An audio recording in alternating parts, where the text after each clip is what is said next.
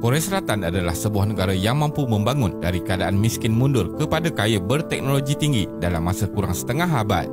Pada tahun 2020, nilai KDNK Korea Selatan mengikut sumber Bank Dunia adalah 1.63 trilion US dollar, iaitu mewakili 1.44% ekonomi dunia. Setelah berjaya melalui era pemodenan pada tahun 1950-an dan 1960-an, polisi negara itu mula memfokuskan kepada globalisasi dan pembangunan lestari bermula tahun 2000 dengan pelan negara yang merangkumi pembinaan infrastruktur dalam bandar seiring dengan pemeliharaan alam sekitar. Seoul adalah antara bandar mega di dunia dengan jumlah populasi yang bertambah dari 2.4 juta pada tahun 1960 kepada kira-kira 10 juta pada tahun 2020. Jadi, dalam video kali ini, kita akan melihat bagaimana Seoul boleh menjadi model dan contoh dalam pembangunan bandar pintar. Teruskan menonton. Secara tradisi, kebanyakan rakyat semenanjung Korea dari dahulu lagi terlibat dalam sektor pertanian. Akan tetapi, polisi eksploitasi oleh penjajah Jepun menyebabkan petani semakin miskin dan mula berpindah ke kawasan bandar serta berhijrah ke luar negara. Populasi bandar meningkat dari 2.8% pada tahun 1915 kepada 13.2% pada tahun 1944. Sewaktu zaman penjajahan Jepun lagi, jumlah warga Korea yang berhijrah ke seluruh dunia adalah seramai 4 juta orang, iaitu merangkumi 13% dari rakyat Korea sendiri, dan ia adalah jumlah diaspora terbesar dari sebuah negara pada awal kurun ke-20. Kemudian, selepas Perang Korea 1950 hingga 1953, rakyat Korea mula kembali terutamanya dari Manchuria dan Jepun serta memilih untuk tinggal di Korea Selatan, manakala penduduk dari Korea Utara turut berpindah ke Korea Selatan. Jumlah penduduk Korea Selatan bertambah lagi sebanyak lebih dari 3 juta orang, iaitu 15% dari populasi asal. Mereka memilih untuk tinggal di bandar seperti Seoul dan kawasan bandar mula menjadi sesak ditambah dengan bilangan kelahiran yang meningkat sebanyak 3%. Oleh itu, kerajaan Korea Selatan mula mengambil langkah pembangunan dan modernisasi untuk rakyatnya yang ketika itu masih hidup dalam keadaan miskin. Seoul menjadi bandar mega. Setelah bebas dari penjajahan Jepun dengan tamatnya Perang Dunia Kedua pada tahun 1945, bandar ini dinamakan sebagai Bandar Metropolitan Seoul dan bangkit dengan sangat cepat dengan kepesatan ekonomi. Kebanyakan negara membangun di Eropah mengambil masa yang lama untuk menjadi negara industri, tetapi Korea Selatan hanya memerlukan kurang dari 30 tahun. Dalam tempoh 50 tahun, Seoul menyelesaikan pelbagai masalah urbanisasi dan berjaya menerapkan konsep bandar pintar dengan kira-kira 10 juta populasi penduduk. Fasa penting pembangunan bandar Seoul 1960 hingga 1970-an. Seoul mengalami masalah yang serius seperti kesesakan jalan raya, pencemaran alam sekitar, penempatan haram dan kekurangan kawasan perumahan disebabkan penghijrahan populasi yang ramai dan ketiadaan infrastruktur penting. Untuk menangani masalah ini, pihak kerajaan memfokuskan pembinaan infrastruktur asas seperti meluaskan jalan raya, membina apartmen di kawasan setingkat dan membina landasan kereta api bawah tanah subway pada tahun 1971. 1980 hingga 1990-an. Bandar Seoul ditambah baik seiring dengan penganjuran Sukan Olimpik Korea Selatan pada tahun 1988. Kereta api bawah tanah subway mula beroperasi lebih banyak dan kompleks perumahan semakin banyak dibina bagi menampung keperluan pekerja kelas pertengahan. Infrastruktur untuk penduduk dibangunkan dengan cepat seperti jaringan pengangkutan awam, jalan raya, saliran dan sistem kumbahan.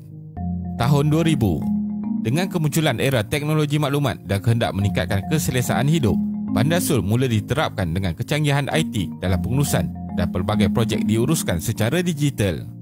Konsep bandar lestari dibangunkan dengan memfokuskan sumber tenaga boleh diperbaharui, pengurusan secara elektronik serta penggunaan teknologi maklumat dan komunikasi untuk semua penduduk. Seoul menjadi bandar pintar. Populasi Seoul mencecah angka maksimum seramai 10.6 juta orang pada tahun 1990 dan jumlah populasi pada tahun 2021 ialah 9.97 juta orang. Oleh itu, jumlah penduduk yang sangat padat ini memerlukan kerajaan memikirkan penyelesaian yang efisien bagi kemudahan penduduk. Bandar pintar dapat menyelesaikan pelbagai cabaran yang sering dihadapi oleh bandar besar dan meningkatkan kualiti hidup penduduk dengan penggunaan teknologi yang tepat dalam pelbagai infrastruktur penting bagi kehidupan seharian. Tepat meletak kereta di kawasan perumahan. Kebanyakan perumahan di Seoul adalah sangat padat dan mempunyai masalah kawasan meletak kenderaan yang serius bermula tahun 2000. Kos pembinaan tempat meletak kereta pada ketika itu ialah 1.74 juta US dollar dan hanya dapat memuatkan 50 kenderaan. Penduduk Seoul memerlukan sebanyak 400,000 tempat letak kenderaan Dengan tambahan 140,000 kenderaan baru didaftarkan setiap tahun dan kos pembinaan dianggarkan ialah 1.6 bilion US dollar yang tidak mampu ditanggung oleh sektor awam. Masalah tempat letak kereta ini juga memberi banyak masalah kepada penduduk selain membahayakan pejalan kaki, terutamanya kanak-kanak dan warga emas. Satu projek Green Parking diumumkan pada tahun 2004 oleh Datuk Bandar Sul, iaitu meruntuhkan tembok kawasan rumah persendirian untuk digunakan sebagai tempat meletak kenderaan awam. Bayaran pampasan akan diberikan sebanyak 7,000 US dollar untuk satu lot tempat meletak kenderaan kepada pemilik rumah. Ianya jauh lebih murah dari kos membina kawasan meletak kenderaan yang baru di Seoul. Pada tahun 2019, pihak kerajaan melancarkan sistem perkongsian data berasaskan Internet of Things (IoT) dalam satu aplikasi Seoul Parking Information.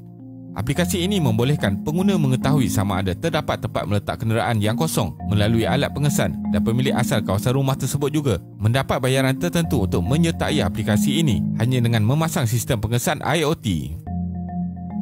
Sistem pengangkutan pintar menggunakan bas awam.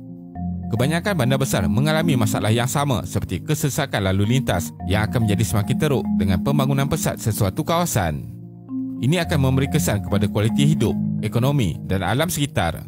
Menyedari hal ini, sistem pengangkutan di Seoul telah mengaplikasikan sistem teknologi maklumat dan pengurusan yang dapat memantau kedudukan bas secara langsung bagi membolehkan pergerakan yang lebih efisien. Pemandu bas dapat berkomunikasi dan menerima arahan secara langsung dari pusat kawalan jika terdapat masalah lalu lintas, dan laluan boleh diubah mengikut keadaan. Sebelum itu, pada tahun 1970 hingga 2000, pengguna memilih menggunakan kereta sendiri dan mereka yang menaiki bas awam kurang daripada 30%. Pada tahun 2003, setelah reformasi dilakukan bagi perkhidmatan awam, pengguna bas awam meningkat kembali kepada 70%. Pada tahun 2004, satu pembaharuan dibuat untuk memudahkan lagi pengguna di mana warna bas dibezakan mengikut 600 laluan perjalanan masing-masing. Setiap hentian bas juga mempunyai paparan elektronik berapa lama bas akan tiba, iaitu kira-kira setiap 10 hingga 15 minit. Pengguna kebanyakannya menggunakan kad elektronik untuk pembayaran bagi sistem pengangkutan bas dan kereta api bawah tanah. Sistem kereta api bawah tanah, subway. Laluan bagi pengangkutan kereta api bawah tanah di Seoul adalah antara yang paling hebat dan rumit di dunia. Dengan sepanjang laluan sehingga 327 km, di mana 290 km di bawah tanah, purata pengguna harian ialah sebanyak 7.2 juta orang. Aliran laluan pertama dibina pada tahun 1971 dan kini mempunyai 9 aliran laluan bagi memastikan penduduk Seoul dapat bergerak ke mana sahaja dengan mudah dan cepat.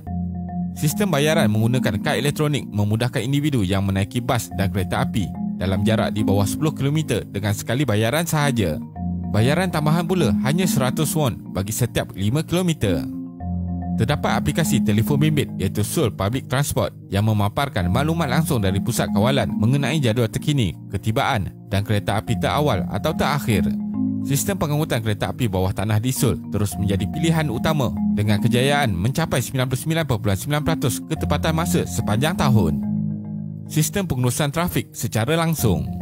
Bilangan pengguna kereta di Korea Selatan mencecah angka 1 juta pada tahun 1990, kemudian 2 juta pada tahun 1995, manakala pada tahun 2020, pembeli yang mendaftarkan kenderaan meningkat sehingga 24 juta dengan kebanyakannya dari jumlah pengguna kereta adalah di Seoul. Membina dan meluaskan jalan yang sedia ada adalah bukan cara penyelesaian utama di kawasan padat dan memerlukan kos tinggi. Oleh itu, penggunaan teknologi maklumat adalah langkah terbaik dengan mengutamakan kelancaran arus trafik.